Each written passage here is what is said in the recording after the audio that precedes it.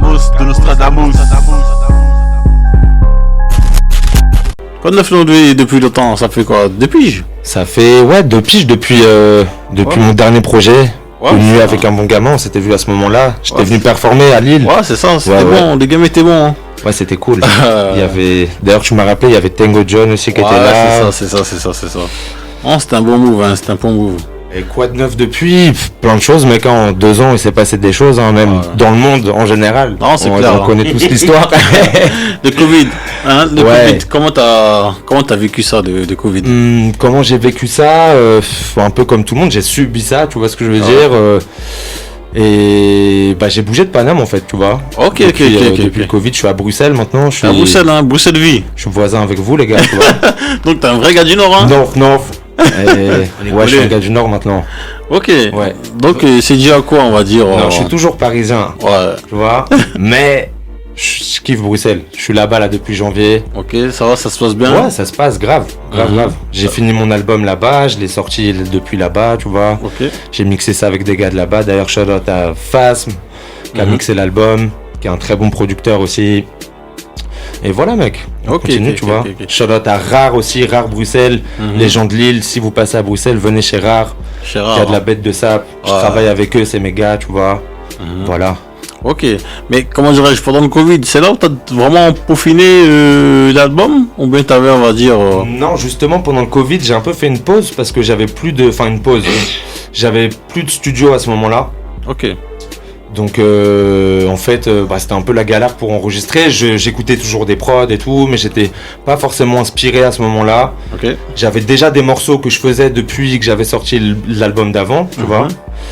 Et du coup non, le Covid ça m'a pas trop inspiré, non. C'était un moment où j'ai pas trop fait de musique justement, le premier confinement en tout cas. Okay. Et après quand j'étais à Bruxelles, j'ai retaffé les morceaux que j'avais, j'ai fait des nouveaux morceaux. Et ça a abouti à ça, à In Love, 17 morceaux. Hein, mais comment ta nouvelle vie, on va dire, sur Bruxelles? Tu commences à prendre un peu tes repères?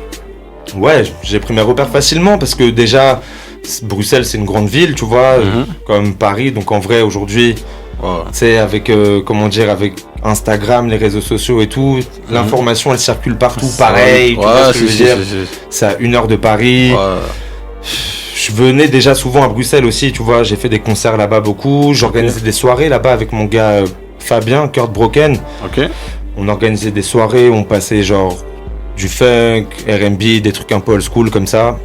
Donc j'avais déjà des connexions là-bas en fait, tu vois, donc ça a plutôt été facile de s'intégrer là-bas. J'ai mon gars PH aussi, avec qui je travaille souvent, qui s'est installé là-bas à peu près en même temps que moi, un peu avant moi, donc non, tranquille.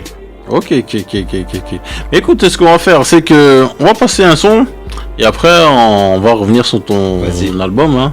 Yes. Donc moi j'ai un Infrarouge, hein, franchement il est pas mal. Hein. Le son coquin. Franchement, c'est sans s'occuper tous les mercredis, 23h, 1h du matin. C'est comment ça se passe, les carrés sont pas prêts. L'OVNI dans la maison. C'est sans s'occuper tous les mercredis. Vous savez comment ça se passe, les carrés sont pas prêts. L'OVNI dans la maison. Non, l'OVNI, franchement, que dire sur ce morceau, hein?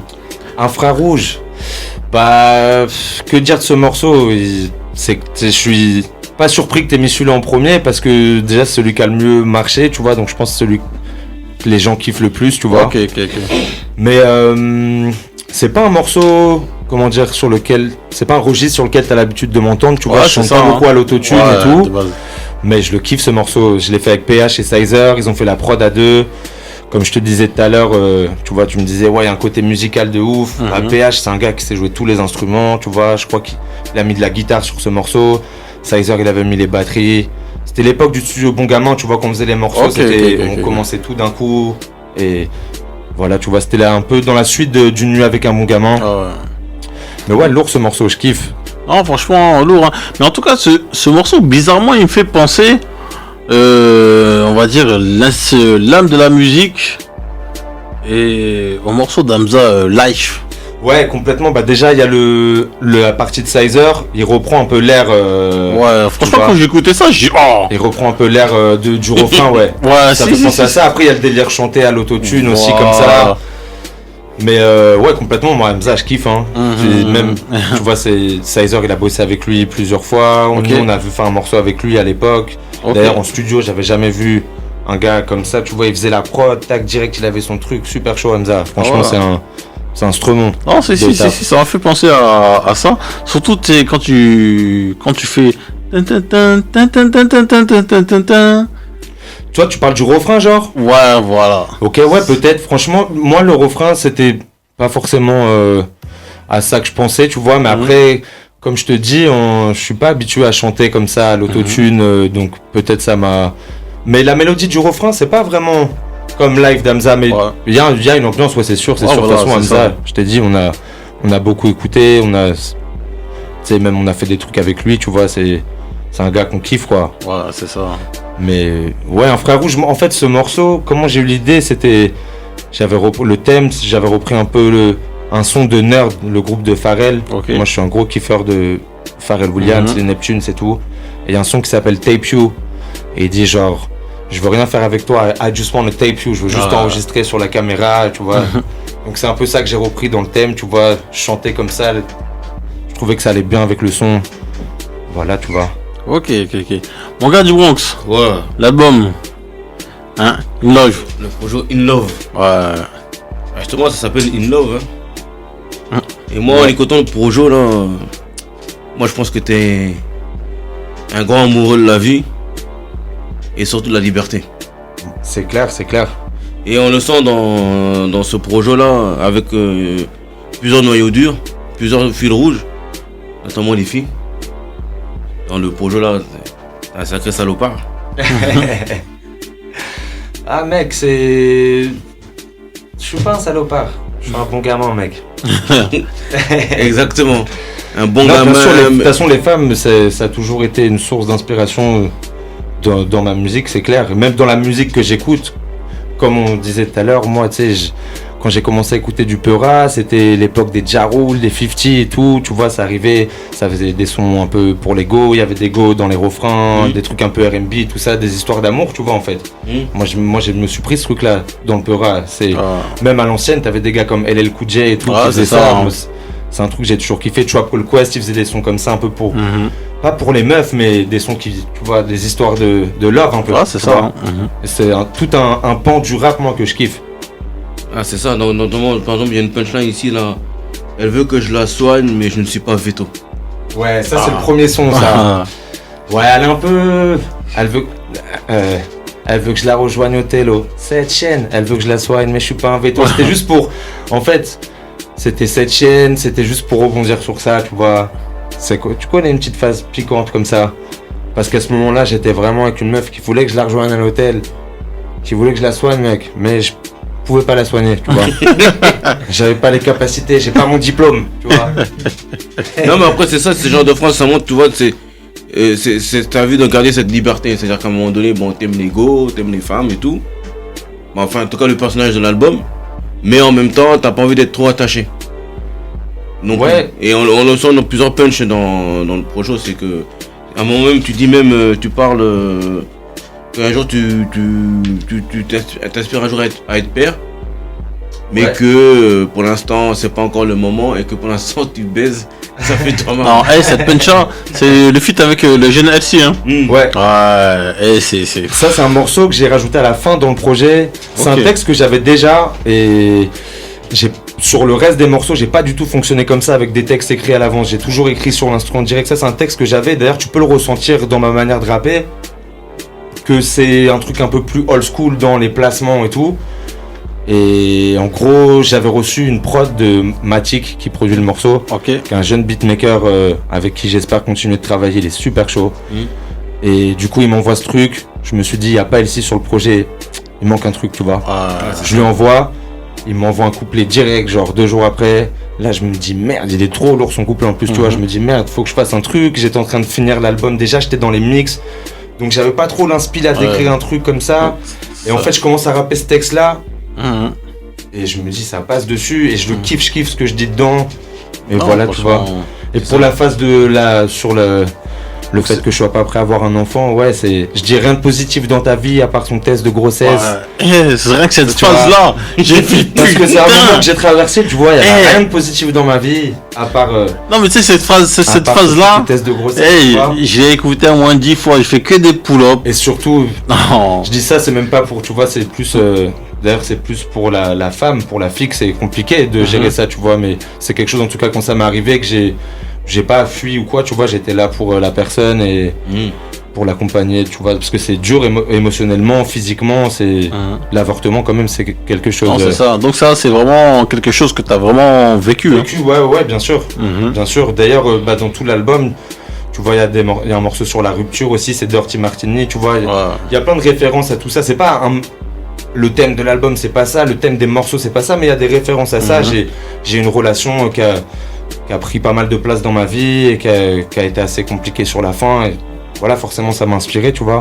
J'essaie toujours de prendre ce qui m'inspire, enfin, ce que je vis, tu vois, pour écrire mes textes, quoi.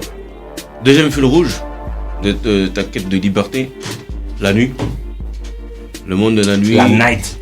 Cette continuité du premier projet, tu peux me rappeler Une nuit avec un bon gamin. D'ailleurs, voilà, tu sais, c'est la continuité. Tu passes une nuit avec un bon gamin, t'es in love derrière, tu vois ce que je veux dire. C'est ça. Et ouais, la nuit, c'est sûr, ça a une place aussi dans ma musique. Ah, clairement, la nuit, avec notamment le projet, le son Chronos. Ouais. Chronos d'ailleurs, qui est le dieu du temps. Exactement. Et en fait, c'est là où j'ai vraiment compris ton inspiration, en fait, c'est toi qui contrôle le temps. C'est toi qui gère ce qui est à gérer. Qui essaye d'échapper au temps, tu vois.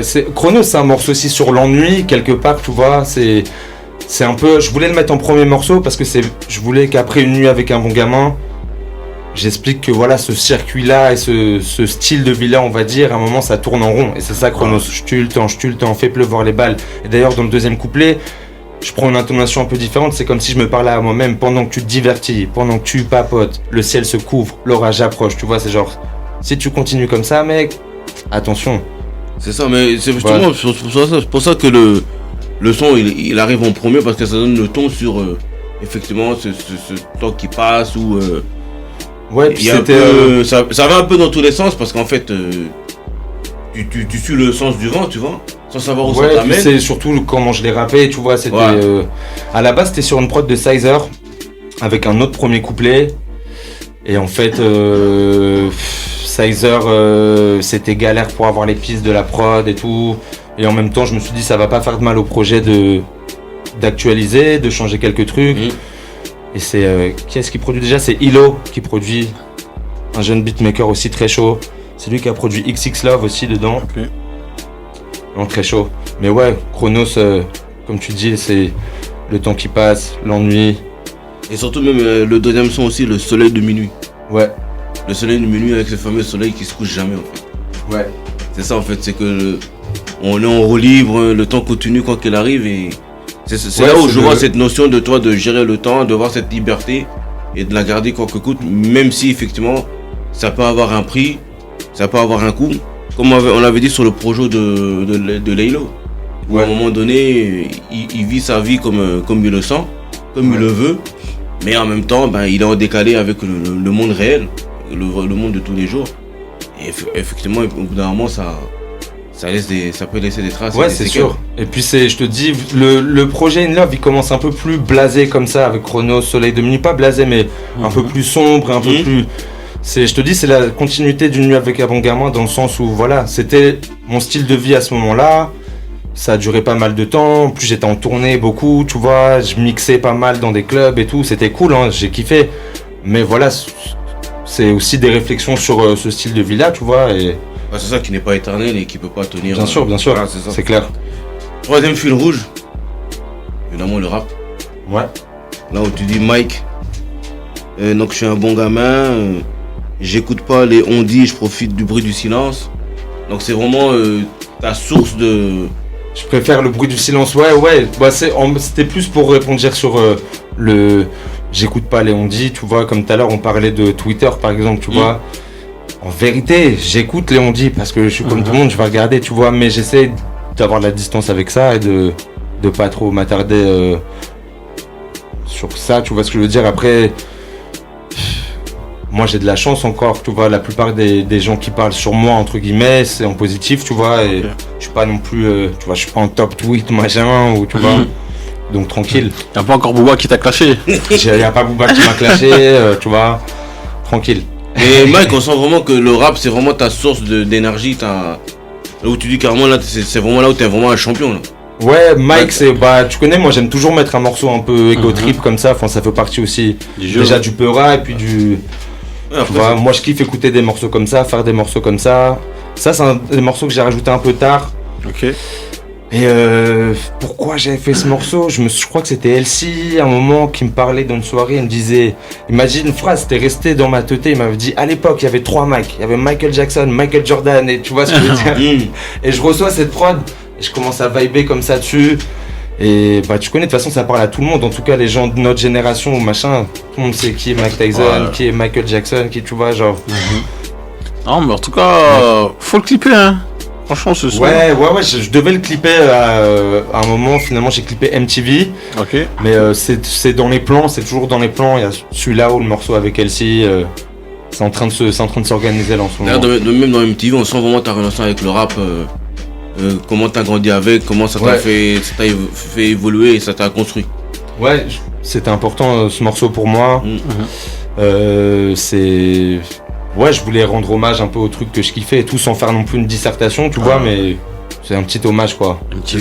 MTV rap. Hein MTV yo. MTV. Ouais. Après 4ème fil rouge, la musique. On ressent beaucoup plus de musicalité que le premier projet. Surtout sur la fin, au fur et à mesure que tu avances dans l'album, il y a plus de musicalité, c'est plus positif, c'est plus ouvert. Ouais. Et le 5ème fil rouge, qui est important, c'est Paname. Ouais. Paname est très présent, l'Est parisien. Ouais. Paris Est. Non, c'est clair. Bah, t'es toujours inspiré par ton environnement. Moi, j'ai 28 ans, j'ai habité dans le même quartier toute ma vie. J'ai évolué dans cet environnement-là et du coup ça m'a nourri, tu vois. C'est ça, comme par exemple il y a Paris Bounce où j'aime que Paris m'écoute, mais Paris me déçoit, mais me surprend toujours. Me surprend des fois. Ouais, même si Paris me surprend des fois. Ouais, Paris Bounce, shout out à mon gars Sanson, c'est lui qui produit. Il avait produit à l'arrière du Uber sur le premier projet. C'est un gars, un vrai gars de l'underground, tu vois. Et il m'a produit ce morceau, j'ai kiffé parce que lui c'est un kiffeur de New Orleans bounce, tu vois. C'est la musique bounce comme ça des 90s et en fait on a reproduit un son dans la prod, un son de cette époque-là de Dolomite qui s'appelle Hustla. On a reproduit un peu la prod, donc c'est un hommage aussi. Je fais beaucoup d'hommages dans ma musique, tu vois. Et t'es beaucoup inspiré des années 90 hein. Ouais, beaucoup, années 90, même 2000, années 80, j'écoute beaucoup de musique. Années 2000 aussi, enfin en tout cas je suis inspiré par ce que j'écoute et ouais, à ce moment-là, j'écoutais beaucoup de New Orleans Bounce. J'ai voulu faire le Paris Bounce, tu vois. Voilà. Ok. Comme tu dis, hommage. Et en fait, c'est vraiment cet album-là, c'est vraiment toujours comme le premier, une grande balade sur Paris. Paris la nuit, Paris qui vit. Paris, un peu sa débauche. Il y a toujours ça, c'est clair. C'est moins. Il y a moins un fil conducteur comme ça, comme il y avait sur le premier où je voulais vraiment raconter un truc de A à Z. Mais non, c'est sûr, je te dis, de toute façon, c'est la continuité. Ce projet, je l'ai fait. Il y a des morceaux que j'avais fait avant de sortir Une nuit avec un bon gamin quand il était terminé. Donc c'est la continuité, c'est sûr. Après, il est un peu plus personnel aussi dans le sens où il y a moins de feats, il y a plus de morceaux. Voilà, j'aborde des sujets différents, la rupture comme je disais tout à l'heure, les déceptions aussi, le morceau Salope de vie, qui est un morceau un peu peut-être compliqué à écouter, mais c'est un des morceaux où je rappe le plus en vrai, tu vois. Je rappe et je raconte des trucs, tu vois, qui peuvent m'avoir déçu dans la vie ou des trucs comme ça. C'est ça. En tout cas, c'est un projet avec des feats beaucoup plus artistiques, qui apporte beaucoup plus artistiquement, à part GLLC ou avec qui. Bon, c'est vrai qu'il n'y a pas tant de rappeurs que ça invités dans le projet. Bon, il y en a un. Ouais. Et encore, il y en a un autre qui rappe, mais c'est plus chanté. Je sais plus c'est qui. Mais en vrai, il y a Elsie et le reste, il y a MV qui est un rappeur mais qui chante dessus. Les derniers morceaux aussi, Où tu veux, quand tu veux, là. Où tu veux, quand tu veux. Il y a Nancy Cadra. Ouais. Et Jordan Lee. Jordan Lee, c'est un mec qui fait des sons. Je sais pas si vous connaissez Double. C'est un gars qui fait de la funk, tu vois. C'est un Parisien, mais il est à Bruxelles depuis Bruxelles pas mal aussi d'années, ouais. C'est là où vous avez fait tes connexions En fait, même pas. Je l'avais connecté déjà, tu vois, mais il a sorti des sons super lourds. Moi, je kiffe Double, tu vois. Il y a un gars qui chante sur ses morceaux qui s'appelle Jordan Lee. Et le mec qui produit le morceau où tu veux, c'est un gars de son label, en gros, tu vois. Donc, le soir où je le rencontre, on fait direct où tu veux, tu vois. C'était même pas prévu, ça part comme ça, on jam, où tu veux, quand tu veux, bam. Et là, il est là, le Jordan Lee. Je lui dis, mec, je kiffe trop ce que tu fais, tu vois. Genre, t'as une voix, laisse tomber, tu vois. Et là, il commence à rentrer dans la cabine, et là, je fais mon petit refrain comme ça. J'ai dit, non, c'est trop chaud. On garde, tu vois. Donc, tout ça s'est fait comme ça. Hein. Beaucoup de morceaux se sont faits comme ça, ouais. À l'instinct. Beaucoup. Non, ça, c'est ça, la magie de la musique, hein. Ouais, toujours ce genre d'imprévu. Moi, tu sais, j'aime bien travailler en DR. C'est pour ça que j'ai du mal à terminer le projet. C'est parce que j'aime bien travailler en groupe quelque part, tu vois. Réunir les gens, et je trouve qu'il y a toujours quelque chose de bon qui sort de ça, tu vois. Donc là, quand je devais terminer le projet, j'étais un peu plus seul. J'étais épaulé par Phasm pour les mix et tout. Hein. Et puis, il y a plein d'invités qui ont répondu présent, mais j'étais plus seul pour le terminer. C'était 17 morceaux, c'est quand même un truc, tu vois, des choix à faire. Alors que quand t'es en groupe, il y a, comme tu dis, une espèce de magie qui se passe. Et en fait, t'as pas de choix à faire, c'est trop chaud. Et vas-y, let's go, on sort ça, tu vois. Non, c'est ça. Hein. Dis-moi, l'OVNI, qu'est-ce qu'on peut se jouer, hein?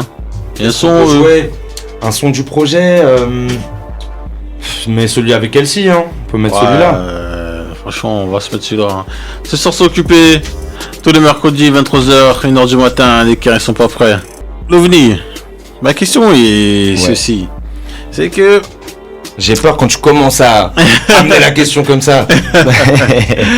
Franchement, le projet, comme je te disais, hein, le projet est bon, mais le projet est pas assez défendu. Hein, c'est ce que tu me disais dans la voiture tout à l'heure. Alors, je peux comprendre que tu aies cette impression. Après, comme je te dis, moi j'ai fait des clips. C'est un truc, tu vois, ça m'a coûté quand même du temps et de l'argent. J'ai fait 17 morceaux, c'est de l'investissement, j'ai tout organisé, mon merch, la cover. Après, il y avait le Covid, donc j'ai pas fait de concert direct pour défendre le truc. Ça c'est sûr. Moi normalement, je viens de ce truc là, tu vois, du live quoi, avec mon gamin. Avant de sortir des projets, on a beaucoup tourné, tu vois, donc on faisait le taf entre guillemets comme ça, sur scène, sur le terrain, tu vois. Donc là c'est sûr que j'avais pas ça. Et j'ai pas fait beaucoup d'interviews, je crois que c'est ma première interview depuis que j'ai sorti le projet, tu vois. Merci. C'est ma première interview, merci à vous pour l'invitation, tu vois. Et aussi, je fais tout seul, j'ai pas de manager ou d'attaché de presse et tout, c'est un choix aussi. Et c'est aussi pour ça que tu peux avoir l'impression que, en vrai, je partage des trucs sur mes réseaux, tu vois, je fais du merch, je fais du... Donc ça juste qu'on reprenne les lives et voilà, ça va... Mais c'est quoi? Et je veux le défendre sur le long terme aussi, le projet, tu vois. Non, ça c'est un projet sur le long terme. Hein. Franchement, quand j'écoute ton projet, je me dis là, en tout cas, sur scène, tout ce qui est festival et tout ça, ça peut vraiment donner fort. Hein. Puis aussi, je suis dans autre chose aussi. Aujourd'hui, tu vois, comme je te dis, je l'ai fait en transition entre Paris et Bruxelles. J'ai une nouvelle vie, mais je suis plus à Paris. J'ai d'autres activités. Et puis j'apprends à faire de la prod aussi, tu vois. Je travaille. En fait, je continue de travailler quoi sur d'autres choses. Donc, je me dis autant mettre mon énergie à travailler sur des nouvelles choses et à continuer de sortir des trucs que tu vois, genre trop défendre le projet, alors que le projet il peut se défendre de lui-même et je peux faire des concerts pour le défendre, ressortir des clips. Tu vois, c'est comme ça que je veux le défendre. J'aime bien que ça prenne organiquement. Voilà, tu vois. Après, c'est sûr que. Mais d'ailleurs, tu dis que c'est un choix, on va dire, de pas prendre un manager ou bien une attachée de presse. En fait, c'est un choix, c'est aussi que j'ai jamais rencontré la personne, tu vois, jamais eu un gars que j'ai rencontré et on t'a jamais sollicité. J'ai eu des propositions, tu vois, mais j'ai pas fait une rencontre, tu vois, de quelqu'un qui m'a dit j'ai capté ton délire, c'est pas normal que tu sois là alors que tu devrais être là, ou tu vois, j'ai jamais quelqu'un qui m'a dit ce discours en tout cas, qui m'a, tu vois. J'ai toujours eu la chance de rencontrer des gens talentueux, tu vois, musicalement parlant, des bons producteurs, des bons artistes. Donc en fait, je fais comme ça, tu vois, j'essaie de progresser musicalement et voilà, tu vois, je réfléchis pas trop à la stratégie, tout ça. J'essaie d'être cohérent avec moi-même et de faire de la bonne musique. Voilà, tu vois, c'est surtout à ça que je réfléchis. Après, s'il y a quelqu'un, un label qui vient me voir, un truc, voilà, on discute, je suis On pas discute, fermé, ouais. c'est pas genre, en mode, je veux être solo, fuck les maisons de disques et tout. Non, je suis pas là-dedans non plus, c'est juste, je suis conscient aussi que ce que je fais, bah, des gens de maisons de disques ou tu vois, qui sont dans le business vraiment, ils peuvent se dire genre, c'est trop compliqué ou c'est trop, tu vois, j'en ai conscience aussi. Non, Ça c'est veut clair, pas dire que Mais à ce temps-ci, tout est possible, hein, parce que de base, tout est possible. à ce temps-ci, on va dire l'OVNI, on va dire comment dirais-je, on va dire ta niche, les gens ils te suivent et tout ça. Ouais, c'est ça, tu j'ai vois, quand je veux même dire. des gens, tu vois, qui Donc, me suivent. c'est D'ailleurs, comme- merci à tous les gens qui font vivre mon truc, tu vois. C'est comme au début, tu sais, quand Hamza ou ben des Ledo qu'ils arrivaient, ils avaient leur petit, tu vois, ils avaient leur niche et tout ça, ils faisaient leur petits concerts, leurs petits trucs et tout ça. Et après la niche s'agrandit, s'agrandit. Donc je pense que à ce temps-ci dans le jeu, il n'y a plus vraiment de code en fait, hein, tu vois, je veux dire. C'est clair, c'est clair. Et puis on a été acteur de ça aussi avec Bon Gamin et d'autres Ouais, gens, tu vois. voilà. On a, j'allais dire milité, non, parce qu'on n'a pas milité pour ça non plus, mais on est arrivé avec notre truc, tu vois. Mais parce C'était le début de YouTube, Voilà. des plateformes de partage de la musique et tout. Donc Parce on est que- arrivé à... Parce que on va Avec un dire, truc libre. faut dire ce qui est. Bon Gamin, quand vous êtes arrivé, c'était vraiment comment dirais-je, vous êtes arrivé quasiment comme des ovnis en fait, hein, tu vois, je veux dire. Et on va dire. Ouais, à l'époque, c'était novateur, c'est clair. Même, j'écoute des morceaux parfois. Tu vois, on a sorti un projet avec Bon Gamin qui est un peu un projet un unrelease, tu vois, des trucs qu'on n'avait jamais sortis. Mhm. C'est des trucs qu'on a fait en 2016-2017. J'écoute aujourd'hui. Tu vois, ça a rien à envier. C'est pas forcément bien mixé ou quoi, parce que je te dis, c'est un projet qu'on a. C'est comme des chutes de studio un peu, tu vois. Mais ouais, c'était chaud. De toute façon, Sizer, déjà, c'est un putain de producteur, tu vois. Il y a rien à dire là-dessus. On a eu de la chance de le rencontrer, Parce et de rouler avec lui, tu vois, c'était quand même. Parce qu'il y avait vraiment cet engouement Bon Gamin, tout Ouais, ça, l'OVNI, Ichon, Sizer, voilà, toujours les jeunes dans les parages et tout ça.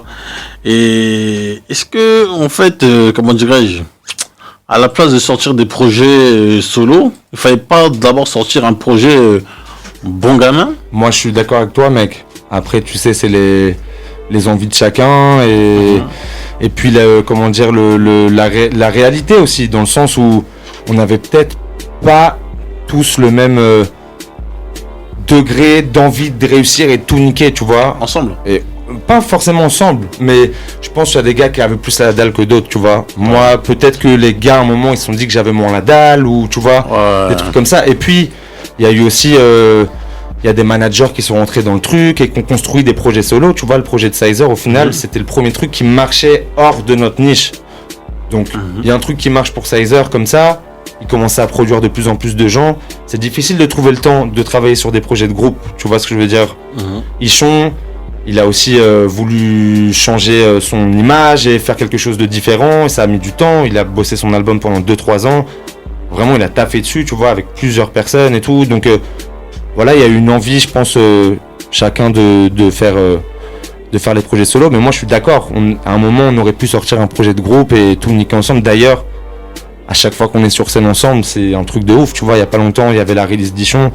On était réunis sur scène pour la première fois depuis longtemps. Ça a pas bougé, tu vois. C'est toujours chaud. Moi, je pense qu'il y avait un truc en groupe à faire. Après, on a quand même fait des trucs pendant 10 ans ensemble. Même s'il n'y a pas eu beaucoup de projets et tout, c'est normal qu'au bout de 10 ans, on ait des envies différentes, on grandit. Tu vois ce que je veux dire? On est toujours bon, il n'y a pas de problème entre nous. Juste, voilà, avancer en groupe, c'est pas forcément l'actualité du moment. Après, regarde, Size, il lance son label, Try to Live. Le premier morceau qui sort, c'est un morceau de Khali. Il m'appelle pour que je vienne en feat dessus. Ichon, il sort son projet. Premier single qui clip, noir ou blanc avec moi. Donc, on continue toujours à taffer ensemble. Tu vois ce que je veux dire? Non, c'est juste, voilà, le truc de groupe, c'est compliqué, mec, d'avoir un groupe. Et surtout avec 3 personnes comme ça, tu vois. Et personne pour cadrer. Parce qu'on n'a jamais eu vraiment quelqu'un qui a cadré le groupe. Et c'est dur à organiser, tu vois. Les égos, les trucs, t'as pas répondu à mon message. C'est des petits trucs de merde, tu vois. Mais c'est compliqué à faire. Tous les groupes te diront ça. Hein. Non, c'est ça, c'est la partie du jeu. En même temps, c'est la vie. Hein. Non, c'est. Ouais, c'est la vie, c'est ça. La en vie, tout cas, c'est c'est ça. mes gars, j'ai grandi avec eux, je suis. Tu vois, je suis heureux d'avoir partagé ça avec eux et on a encore plein de trucs à faire ensemble. Parce que, voilà, tu vois. parce qu'en même temps, moi j'ai envie de dire, si encore aujourd'hui vous êtes encore ensemble au même niveau, c'est bizarre. Hein. De quoi? Un groupe, à un moment donné, il évolue. Ouais, c'est Donc sûr. forcément, les gens évoluent. les gens ils prennent des directions, notamment des Non, directions mais je artistiques. t'explique. Non, c'est que en fait, le groupe a existé. En fait, je sais pas, c'est un groupe, un collectif. Même nous, on sait pas. Non, c'était, ouais. À un moment, ça a été un groupe quand on a commencé à tourner. Enfin, on se disait, bon, voilà, fallait qu'on vende le truc comme ça. Bon, gamin, c'est un groupe. Parce que, bon, collectif, ouais, on pouvait inclure tout le monde, tu vois. On peut même inclure, tout à l'heure, on parlait de Cyril, tu vois. Cyril Gagne, il fait partie de Bon Gamin, tu vois ce que je veux dire. Donc, c'était plus une bande de potes, en fait. Non, parce que le nom circulait Bon Gamin, et les gens, ils attendaient le projet Bon Gamin. Ouais. On n'entendait pas forcément le projet Discussion solo. En fait, il y a eu le code. Le code, ça a changé les choses. Quand le code sort de Sizer, je te dis, c'est le premier morceau. C'est-à-dire, je marche dans le sud, comme ça, dans les bars, ça jouait le morceau. Tu vois ce que je veux dire? Genre, c'était en mode. C'est la première fois que je chantais un truc, tu vois, des gens rien à voir qui écoutaient le truc, tu vois. Donc, je pense que voilà, il y a eu ça, un succès comme ça. Et puis une envie aussi de développer des choses différentes, chacun, tu vois. Mais voilà, c'est juste ça s'est fait comme ça. C'est la vie, l'important c'est qu'on soit toujours en bon terme. Et je te dis, au final, on fait toujours des trucs ensemble quelque part, tu vois. Après, moi, ils seront toujours les bienvenus. Je pense que eux, c'est pareil. Et voilà, tu vois. Et comment dirais-je, donc à ce temps-ci, t'es en 100% indé? Ouais, je suis 100% indé. Je suis en distrib chez Believe. Et voilà quoi. Mais c'est moi qui décide de tout, des dates et de la direction. Et derrière, on va dire, par la distrib, ils te ramènent pas, on va dire, un petit plus sur ton taf, ou bien c'est toi qui... La distrib, ça m'apporte un peu de moyens pour produire le projet. Ok. Tu vois, une petite avance quoi. Ça me permet de produire le projet, quoi, de payer les gens avec qui je travaille, les clips, les mix et tout, parce que ça coûte de l'argent. Rien que mixer 17 morceaux, ça coûte de l'argent quand même, tu vois, si tu veux bien faire le truc, masteriser et tout. Donc ça me permet ça. Après, non, c'est quand même moi qui dois raconter le projet. Je leur envoie le truc. Après, je pense qu'ils réécrivent et qu'ils transfèrent aux plateformes, etc. Tu vois. Peut-être ça peut me faire accéder à quelques playlists, mais non, c'est quand même, je suis en indé, quoi, tu vois. Donc, toi, à ce temps-ci, l'OVNI, l'indépendance, on va dire, te va bien? Ou bien, on va dire, par la suite, on va dire, tu préfères signer dans une grosse major, avoir plus de moyens, faire ce que tu as à faire, non, etc. Ça me va assez bien, l'indépendance. Moi, je te dis déjà, si je faisais ça pour être numéro 1, ça fait longtemps que j'aurais arrêté, tu vois ce que je veux dire, c'est... Moi, j'ai envie de faire quelque chose, comme je te dis, de cohérent pour moi-même, de pertinent et de bon, en fait, tu vois. Donc, après, m'entourer d'une équipe, des gens qui m'aident sur le business, etc. Bien sûr, parce que ça reste un business, tu vois. Mais je te dis, même, je vais avoir 30 ans, là, dans bientôt, tu vois, dans 1 an et demi. Tu sais, genre, j'ai envie de préparer aussi la suite, tu vois. Je me vois pas forcément rapper, être juste un rappeur, quoi, écrire des textes sur des instrus, ça fait 15 ans que je fais ça, tu vois ce que je veux dire. Donc j'ai envie de continuer à faire de la musique, mais pourquoi pas signer en maison de disques, peut-être à avoir un autre rôle, tu vois, faire de la direction sur des projets, tu vois, connecter les gens, en fait, tu vois. Ça, c'est un truc que j'ai toujours kiffé faire, et j'ai envie de transformer ça, pas en business, mais en quelque chose de plus concret, tu vois. Je l'ai toujours fait naturellement. Maintenant, je me dis, j'ai plus d'expérience, je sais plus ce que je kiffe dans le son, j'ai un goût plus, tu vois, donc tranché qu'avant. Quoi qu'il arrive, toujours rester dans la musique en faisant autre chose ou quoi que ce soit. Toujours. Je vais refaire des projets de rap, tu vois, ça, y a pas de problème, mais aussi autre chose, tu vois. Moi, d'ailleurs, j'écoute pas que du Peura, tu vois. Je suis aussi DJ de temps en temps et j'écoute beaucoup de trucs, de la funk, des trucs comme ça, de la house même, tu vois. C'est un truc même que je kifferais faire. Pourquoi pas, tu vois. Franchement, je me mets pas de barrière et encore une fois, c'est pas un truc différent dans ma tête, dans comment je vois les choses, de ce que je fais dans le Peura, tu vois. C'est un truc qui peut être lié. Voilà, tu vois. Tu sais, quand j'organise des soirées, on va mettre du Peura à l'ancienne, du Peura actuel, des trucs de Memphis, après on va mettre de la Ghetto Tech, des DJ Rachad, des trucs comme ça. Tu vois, moi je kiffe mélanger tout ça. Et j'ai envie de plus en plus, c'est pour ça que je me mets à la production de plus en plus, et j'ai envie d'amener mes influences et de vraiment assumer ça. Et d'avoir plus de contrôle sur mon truc que juste rapper sur une prod. Même si je fais pas que ça, tu vois. Même dans mon projet là, au final, les prods, je les fais avec les producteurs aussi. Et Et j'ai envie d'encore plus le faire, quoi, vraiment. Tu sais, il y a un exemple, Outkast par exemple, moi c'est un groupe que je kiffe de ouf, tu vois. Et voilà, quand ils sortent l'album The Love Below et tout, tu sais, c'est un truc super libre, il y a des sons, tu vois, complètement différents, et voilà, j'ai pas envie de me fixer de limite, quoi. C'est tout, c'est clair, hein. Signer en maison de disque pour sortir un projet qui... Ça m'intéresse pas, c'est pas une fin en soi, quoi. Ouais, tu vois, c'est pas une fin en soi. C'est pas l'objectif, tu vois. Ok. Donc on va dire, quoi qu'il arrive, on va dire là où ta position, là où tu es, tout ça, ça te convient. T'es pas là pour te. Non, je suis pas écrit. Cherche pas être plus ou moins une rockstar, moi. Tu fais ta musique, tant que ça fonctionne. Pas forcément. Après, c'est sûr, la reconnaissance quand tu fais de la création, tu cherches tout le temps ça, tu vois. Mais tu sais, il y a pas longtemps, je me suis retrouvé dans une soirée comme ça à Bruxelles. Je parlais avec des gars, je sympathise un peu avec eux, tout ça. Et à un moment, le gars il me dit, ouais mec, genre, ça me fait trop bizarre là, de parler avec toi comme ça. J'écoute ta musique depuis que je suis tout jeune, tu vois. Et genre, tu m'as donné envie de faire. Et en fait, tu vois, tu parles d'être une big rosta et tout. En fait, ça c'est plus important, tu vois. Je me dis, putain, si j'ai pu inspirer des gens ou je me prends des messages positifs comme ça et tout. Donc en fait, être une resta, c'est quoi aujourd'hui? Non, je pense aujourd'hui le luxe, mon gars, c'est justement l'anonymat. Moi, je peux marcher tranquille dans la rue. Ça me casserait les couilles de pas pouvoir marcher tranquillement dans la rue et tout. Sincèrement, qui a envie de ça, tu vois, genre.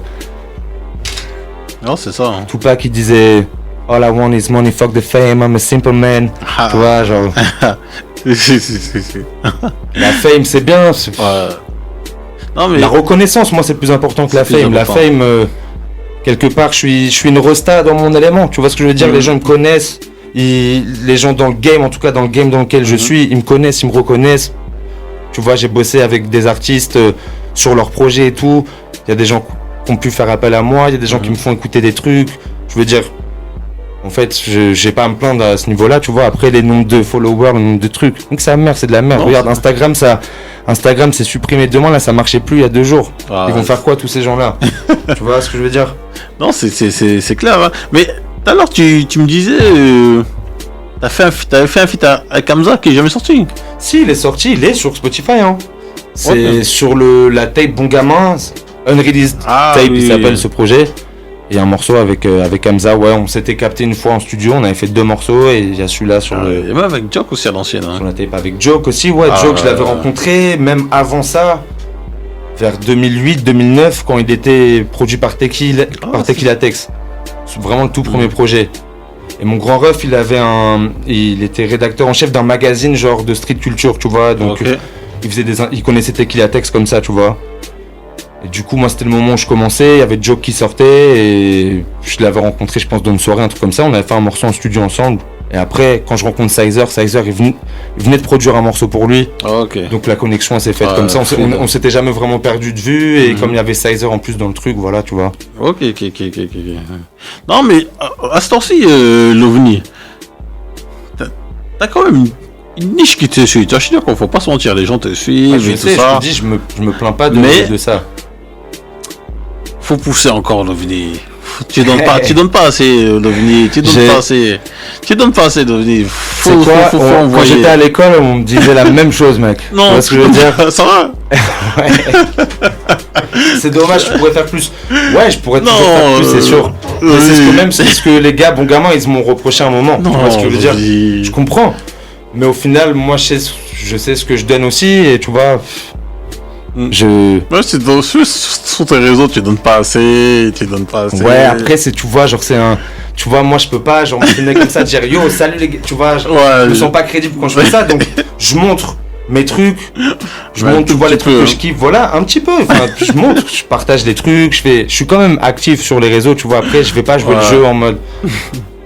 Vas-y, je réponds un peu aux gens et tout, machin, mais je vais pas montrer toute ma vie comme ça, tu vois. Après, je montre quand même des trucs, tu vois, quand j'écoute de la musique, je partage toujours des trucs. Il y a grave des gens qui me disent, ah, c'est quoi ça? Tac, tu vois, quand je sors un projet, je partage les trucs, je réfléchis à, tu vois, les teasers, les trucs comme ça, mais après, peut-être, j'en fais pas assez, hein, mais. Non, c'est ça, hein. Parce que les gens, ils se prennent tellement d'informations tout le temps, mec, machin, qu'au final, tu vois ce que tu veux dire, faut envoyer. Mais si c'est juste pour faire des posts Instagram et tout, machin, ça me casse un peu les couilles. Tu vois, je préfère.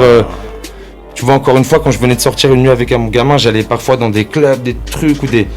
Tac, ça jouait mon morceau, tu vois. Là, je me dis, ça, c'est chaud, tu vois, c'est. C'est real. Non, c'est ça. Mais on va continuer de pousser, de toute façon.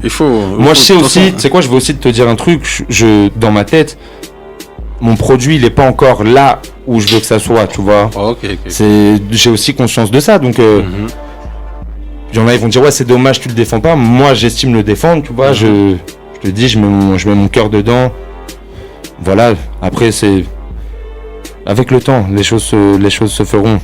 Elles se sont toujours faites et je suis toujours là aujourd'hui. Toujours. Hein. On peut pas dire que je suis un ancien encore dans le jeu, mais quand même, tu vois, ça fait longtemps maintenant que je suis là. D'ailleurs, il y a un projet qui est sorti de Unfamous Louis, là, un beatmaker, super chaud. Il y a un morceau à moi dedans et un morceau de John LC, tu vois, il a invité plusieurs trucs. Un morceau de La Fève aussi. Et il y a eu un article, je sais plus sur quel site, le gars il a dit, ouais, il réunit des vétérans comme John LC et l'OVNI. J'ai dit, comment ça, vétéran? Je suis passé de Young Love à Old Love, comme ça, direct. Vous êtes sérieux, les gars? Non, mais en fait, si, c'est vrai. Ça fait quand même longtemps que je suis là maintenant, tu vois.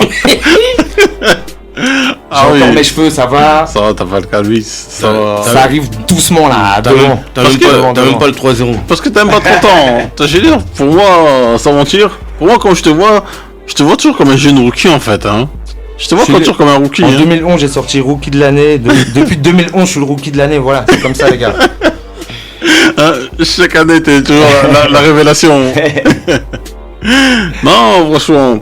Mais dis-moi, je vais te poser deux questions aussi. Hein. Bon, c'est plus ou moins un genre de débat. Hein, on dirait ce qu'on s'en pensait. C'est que, est-ce que le rap en 2021 et les années à venir perd son essence? Non, je pense pas. Moi, je pense que le rap, il évolue déjà. Et c'est une bonne chose. C'est une musique qui est toujours vivante, tu vois. Après, c'est une musique aujourd'hui, dans ce qui se fait, qui n'a rien à voir avec ce qui se faisait il y a 30 ans. Mais c'est normal. Le rap, ça a commencé à la fin des années 70, tu vois.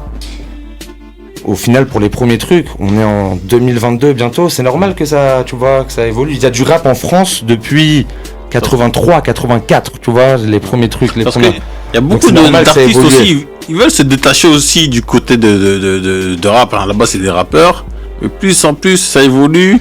Ils veulent un peu. Je pense que depuis que le rap ça existe, il y a toujours eu ce débat-là. Je pense que tu peux remonter dans les archives de toutes les émissions de Peura et tout. Toujours, on a dit, ouais, est-ce que tu penses pas? Je pense que ça évolue. Moi, j'estime pas, comment dire, représenter le rap dans sa globalité. Le rap, il y a plein de courants, il y a plein de choses. Aujourd'hui, j'en ai rien à foutre d'être dans le game et dans la tendance. Je pense que ce que je fais, c'est lourd et il y a des gens qui ont une oreille pour ça. Et voilà, tu vois. Après, est-ce que le rap perd son essence? C'est ça la question de base. Ça.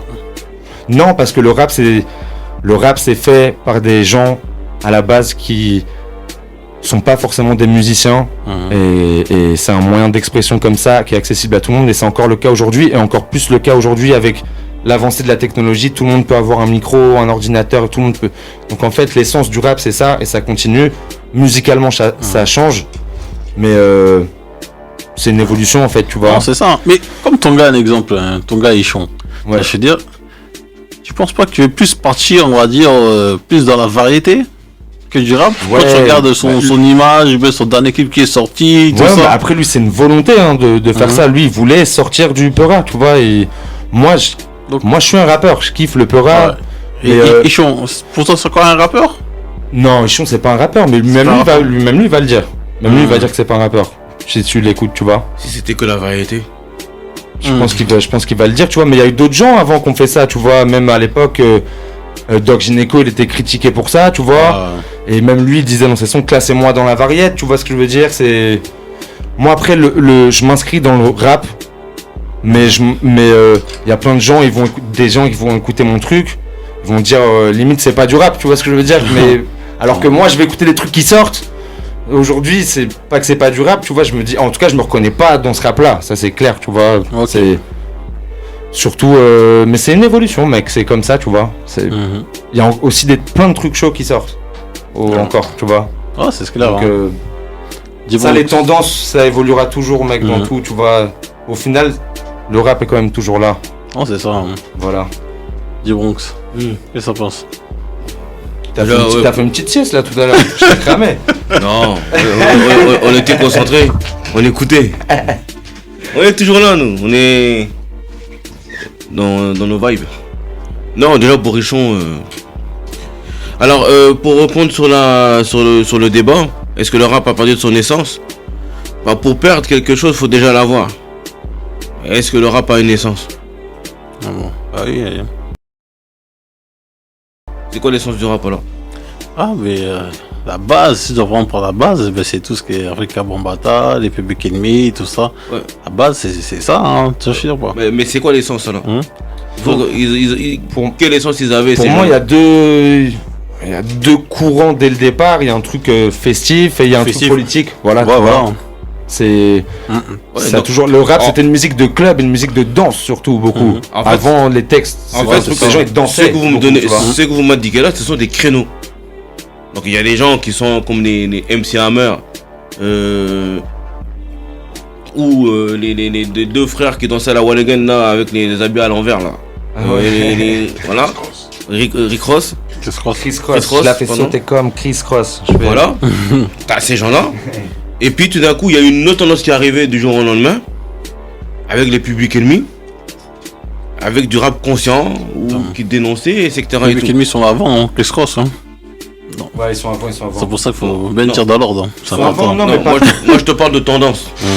Moi, je te parle de tendance et de créneaux. Donc en fait, le rap, ça a plusieurs tendances, ça a plusieurs créneaux. Et il y a un créneau qui va dominer selon le temps, selon les époques, selon les moments.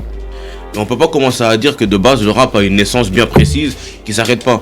Le rap, le hip-hop, c'est un mouvement. Avec des gens qui étaient dans une cave, qu'on lançait un mouvement, où tu avais ceux qui étaient des maîtres de cérémonie, les deux ficelles, un bouton, faisaient du son. Tu avais des gens qui dansaient sur la tête, sur des cartons. Il y avait des gens qui dessinaient sur les murs, qui appelaient ça des tags. Ouais, c'était un mouvement. C'est un mouvement qui a été à un moment donné récupéré par une élite parce qu'ils ont vu qu'ils pouvaient en faire quelque chose sur un plan économique et sur un plan sociétal et qu'ils pouvaient les diriger là où ils voulaient. Donc ils ont pris quelques têtes de gondole comme ça et tout et ils ont lancé le mouvement. Donc c'est pour ça que je pose la question de base. C'est quoi l'essence du rap? Est-ce que le rap a déjà eu une essence de base? Pour moi le rap n'a jamais eu d'essence. Je pense que c'est un truc du do it yourself, tu vois, genre fais-le toi-même. Il y a un truc comme ça dans le rap. C'est un truc, ouais, c'est des gens et le lien entre tout ça, c'est on n'a pas d'instrument, on n'a pas de truc, on connaît pas le solfège, tu vois, mais on peut le faire. Et il y a juste besoin de, on est trois poteaux, attaque, ça rappe, ça freestyle, ça. Après ça c'était le délire hip-hop. Je pense par contre aujourd'hui le hip-hop c'est clair, ça doit pas trop parler aux plus jeunes, tu vois. Ouais, même moi déjà à mon époque. J'ai 28 ans, tu vois, à mon époque, déjà, c'était... Nous, on nous a mis dans une case à l'époque où on arrivait, même avant Bon Gamin, tu vois. On avait un délire de retour, revival, hip-hop à l'ancienne et tout. Nous, on se prenait ce truc-là, mais aujourd'hui, je suis même pas sûr que ça parle aux plus jeunes, tu vois. Et puis, il y a autre chose encore, c'est tous ces gens qui disent que le rap, c'est un truc de revendication, là. Même les gens qui ont revendiqué, il faut arrêter les conneries, hein. Ils ont un plafond de verre. C'est-à-dire qu'à un moment donné, tu viens, tu dénonces, mais tu sais où tu dois t'arrêter. Parce que je vais prendre l'exemple de Public Enemy, il y avait un gars qui s'appelait Dr. Griffin qui à un moment donné a commencé à dépasser les lignes, on a commencé à le punir, et ces autres bougs là derrière ils l'ont pas soutenu. Ils l'ont laissé en galère et eux ils ont continué leur route. Et il y en a aujourd'hui là ils se promènent avec une horloge sur le cou. Non, mais donc leurs histoires là de revendiquer. Non mais il y a la base c'est ça, hein, je suis d'accord. Après maintenant il n'y a pas que Public Enemy, il y a plein de rappeurs au state underground, je suis dire qui revendiquent les choses, hein, tu vois, je suis d'accord. C'est clair, et puis il y a aussi... Donc la base c'est ça, hein. Il y a aussi, tu vois ça, tout ça c'est des trucs New York et tout, mais même le Peura, il y avait dans le sud aussi, fin des années 80, début 90. Il y a des trucs de ouf. Moi, j'aime trop écouter les sons de cette époque-là, tu vois. Donc, et c'est genre. Donc, ce qu'on doit dire, c'est que ça n'avait rien à voir avec Public Enemy quelque part, tu vois. Il y avait déjà plein de trucs différents. Ouais, mais moi, je parle de Public Enemy comme exemple. Mais c'est clair. Mais est-ce que de base, le rap, on doit décréter que c'est fait pour revendiquer? Non, mais franchement, c'est un. Ça peut l'être. Parce que quand on parle d'essence, Pour moi, c'était. À la base, c'est quoi le rap? C'est pour les opprimés. Tu vois, je suis d'accord. Dès qu'ils étaient dans les ghettos, C'est un mouvement. aux États-Unis, tout ça, Ouais, ils c'est racontaient clair, leur vécu, bien sûr. etc., etc. Tu vois, je veux dire. Donc voilà. Après, il y a un système qui est arrivé et tout ça. Ils ont fait ce qu'ils ont à faire, mais la base, tu vois, je suis d'accord, quoi. De toute façon, même si t'arrives, t'enlèves tout ça, les industries, tout ça, il y aura toujours du rap. Tu vois, je suis d'accord ou pas? Après, Donc, il y a ce qu'on appelle le mouvement, et puis il y a ce qu'on appelle le rap game. Donc, quand tu poses la question, tu parles de quoi? non, moi, je te Je pense parle qu'il du rap. parlait du rap, de la musique en général. Voilà, moi, je parle pas du rap game. Hein. Tu parles du rap. Je te parle pas du rap game. Je dis, est-ce que le rap perd son essence? Il y a le mouvement hip-hop qui étaient des gens des bas-fonds comme Flex, t'en penses quoi? qui récupèrent. C'est des créneaux, tout simplement. Les gens, il y avait un mouvement où les gens avaient soif parce qu'ils étaient dans une galère, ils étaient dans une misère. Donc ils revendiquaient, ça s'est même fait bien avant le rap aussi. Hein, Ouais, c'est ça se faisait avant le rap aussi. Depuis même Des les trucs chants. comme Rick James et tout, des trucs de funk comme ça, ils dénonçaient déjà des trucs. Il y avait tu vois. ils dénonçaient des choses. Le rap est arrivé. Il y a eu les bails festifs. Il y avait toujours eu des gens qui voulaient revendiquer. Ils ont pris le rap pour revendiquer. Mais moi, je répète encore, moi je suis pas d'accord quand on dit de base l'essence du rap c'était pour revendiquer. Pour moi, la revendication c'est un créneau. Et pour je répète encore. Non, c'est pas un créneau. Mais non, c'est pas un créneau. Tu C'est vas quoi me dire, c'est pas un créneau. Tu vois, je suis d'accord, quoi. Les gens racontent d'abord leur misère. C'est pas un créneau. Tu vois, je suis d'accord, quoi. La base, c'est quoi? Tu vois, je veux dire, les gens sont dans la débrouille, ils ont pas. Tu vois, je veux dire, le rap, ce qui est bien, c'est que t'as pas besoin de vers les musiciens pour créer ce que t'as à faire. Tu vois, je veux dire, c'est toujours du système, ça a toujours été créé par des systèmes D. Hein. Tu vois, je veux dire, quoi. Ouais, mais même ceux qui sont festifs, ils sont dans le système D aussi.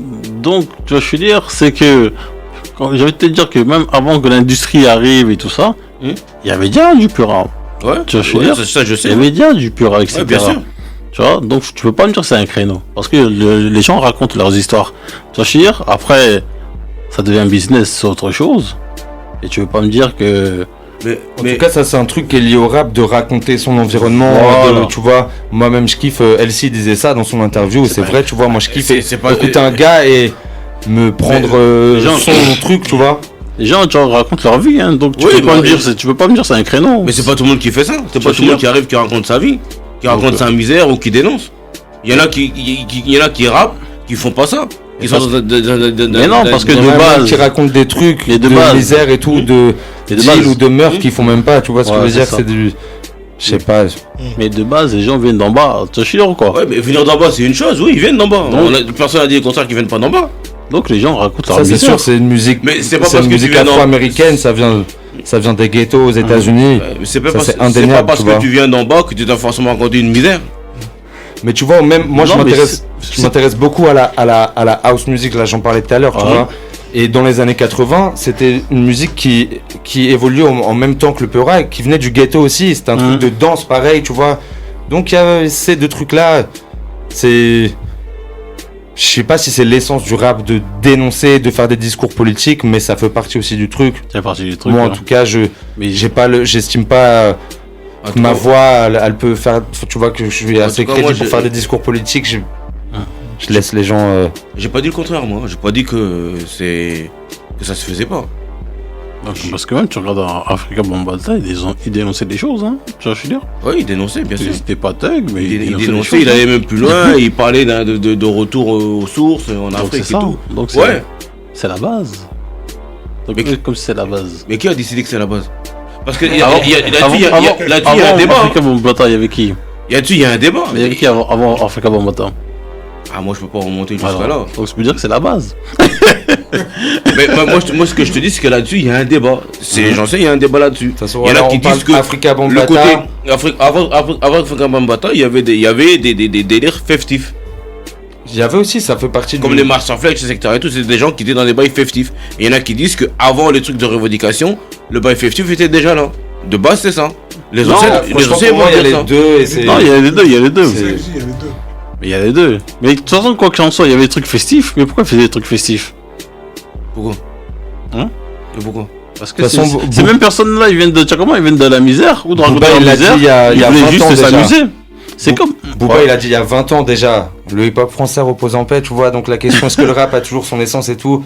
Il y a 20 ans déjà, les gars ils disaient que ça existait plus, tu vois. Ouais. Africa Bambaataa me cherche pour homicide. Tu vois ce que je veux dire?